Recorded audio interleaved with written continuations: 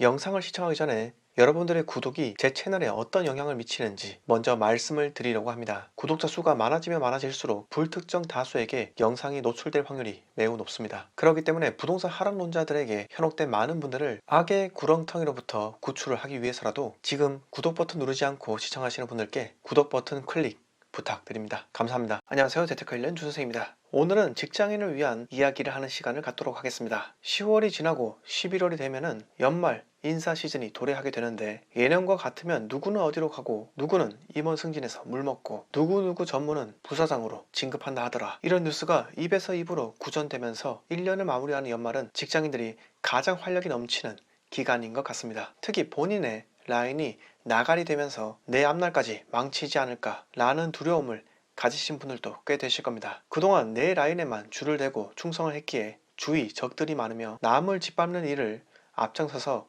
최전방에서 실행을 했기 때문에 라인 끊어지면은 바로 아웃사이더로 내쳐질 확률도 높기 때문에 그들이 두려움을 가지는 이유이기도 하죠. 영화 더 킹을 보면 우리나라 조직 생활에서 성공하는 두 가지 케이스를 볼 수 있습니다. 한강식 검사 역을 맡은 정우성, 최민석 검사 역을 맡은 최기화. 정우성은 자신의 존재를 드러내기 위해서 대검 중수처에서 정치, 재계 등 굵직굵직한 거물급 사건을 주로 담당하며 검찰 조직에서 늘 스포트라이트를 받는 존재였습니다. 반면에 최기화는 평범한 가장으로 맡은 일에 성실히 임하면서 자기 일에 충실히 살아가는 스타일이었습니다. 결론을 말씀드리자면 영화 더 킹에서 검찰 조직에서 늘 화려하게 삶을 살았던 정우성은 검사장은 달았으나 부정부패에 엮이면서 결국 나락으로 떨어지게 됩니다. 반면에 묵묵히 자기 일을 해내면서 밑바닥부터 다지던 평범한 샐러리맨 같은 최기화는 부장검사를 거쳐 차기 검사장 후보로 오르기도 합니다. 제가 영화 더 킹을 예로 든 이유는 세상에는 관운이라는 것이 있다고 믿기 때문입니다. 현재 조직에서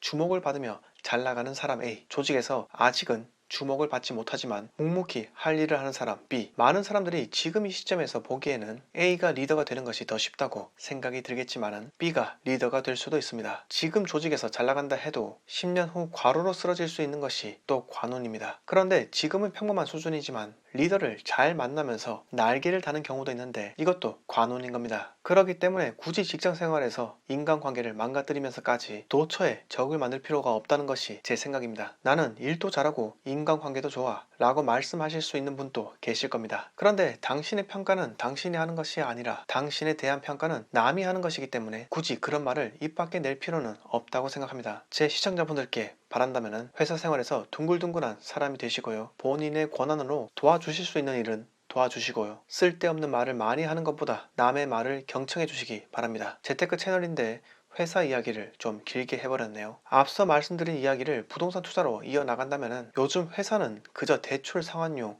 이라는 말이 유행한다고 합니다. 회사에 충성하고 시간을 보내고 승진하는 것보다 퇴근 후 부동산, 주식을 공부하는 것이 훨씬 더 낫다는 건데요. 확실히 요즘 직장인들은 과거 대비 많은 변화가 있었는데 월급쟁이에게는 승진과 월급이 전부다 라고 생각했던 풍토는 이미 과거 속으로 사라져버렸고, 지금은 승진이 되면 좋고 아니면 말고다. 회사에 충성하고 승진이 빨라져봤자 퇴사만 빨라진다. 임금 모아봐야 집값 오르는 거 못 따라잡는다. 이렇게 직장 분위기가 현실을 자각하는 풍토로 바뀌게 되었습니다. 도대체 문제점이 무엇일까요? 최근 고향은 경상도이지만 진보적 성향을 가진 친구와 만났는데 막상 결혼하려고 하니 말문이 턱 막힌다, 이렇게 집값에 대한 불평불만을 늘어놓더라고요. 그 친구도 이제는 정말 큰일이다 라고 하며 사태의 심각성을 깨닫고 있다고 합니다. 그런데 후회를 지금이라도 했다는 것은 정말 칭찬받을 행동이며 저는 전혀 늦지 않았다고 생각합니다. 그러기 때문에 제가 드리고 싶은 말씀은, 회사 생활은 장기적으로 봤을 때 관운이 작용하는 힘이 상당히 크기 때문에 신입사원 때부터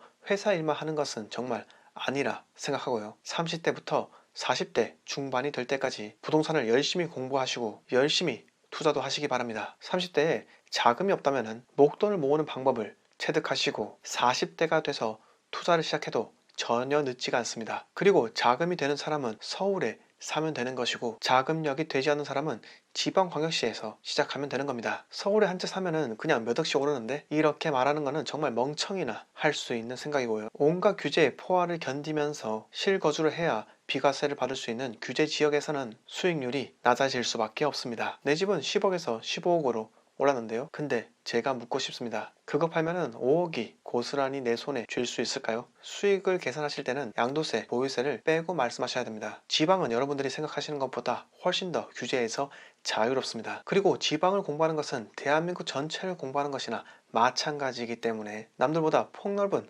상식과 지식을 가질 수도 있습니다. 결론은 웃기지만 역시나 지방광역시에 투자하라는 거였습니다. 부동산 투자를 하고 자산의 가치를 키운다는 것은 회사 생활을 더욱더 안정적이게 만들 수 있다는 말과 같습니다. 지금은 모르시겠지만 40대가 되면 실감하실 겁니다. 제가 무슨 말을 했는지 그때 되면 아실 겁니다. 그러기 때문에 직장인 분들께는 다시 한번 건전한 재테크인 부동산 투자를 권하는 바입니다. 제발 주식은 하지 마시고요. 자, 오늘 이야기 여기서 모두 마치겠습니다. 영상 마음에 드셨으면 구독과 좋아요 부탁드립니다.